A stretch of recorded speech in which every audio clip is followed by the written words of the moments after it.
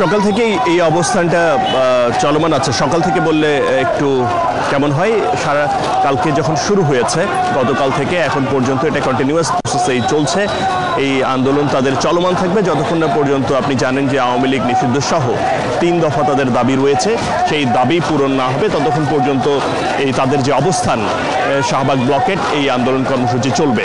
সেই সঙ্গে আপনি জানেন যে হাসনাত আবদুল্লাহ যিনি এই আন্দোলনের ডাক দিয়েছেন, আওয়ামী লীগ নিষিদ্ধের ডাকে প্রথমে যমুনায় তারপরে পাশে তারা অবস্থান নিয়েছিলেন এবং সেখান থেকে শাহবাগ চত্বরে ব্লকেট কর্মসূচি।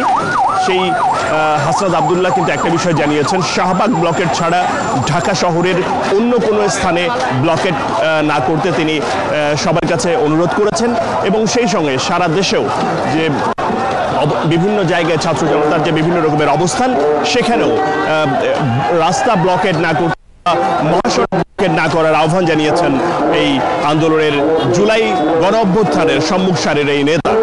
একই সঙ্গে আপনি জানেন যে তাদের 3 দফা দাবি রয়েছে। সেই 3 দফা দাবির মধ্যে অন্যতম হচ্ছে আওয়ামী লীগকে সন্ত্রাসী সংগঠন হিসেবে নিষিদ্ধ করতে হবে এবং এরপরে হচ্ছে যে আইসিটি যে অ্যাক্ট রয়েছে আইন, সেখানে দলগতভাবে একটা রাজনৈতিক দলকে নিষিদ্ধের সংশোধন করতে হবে বা সেই সুযোগ থাকতে হবে এবং অন্যটি হচ্ছে জুলাই সনদ বা ঘোষণাপত্র জারি করতে হবে। আর যতক্ষণ না পর্যন্ত এগুলো হচ্ছে ততক্ষণ পর্যন্ত আপনি জানেন এই শাহবাগের যে অবস্থান, সেখানে রীতিমতো সবগুলো পথ বন্ধ করে দেওয়া হয়েছে।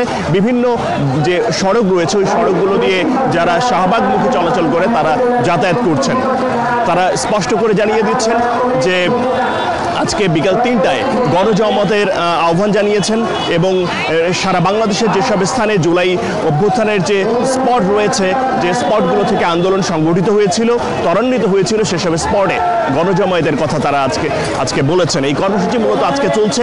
এখন পর্যন্ত আমরা যেটা দেখতে পাচ্ছি যে তুলনামূলকভাবে এখন উপস্থিতি কিছুটা কম, তবে এই উপস্থিতি প্রতিনিয়তই বাড়ছে।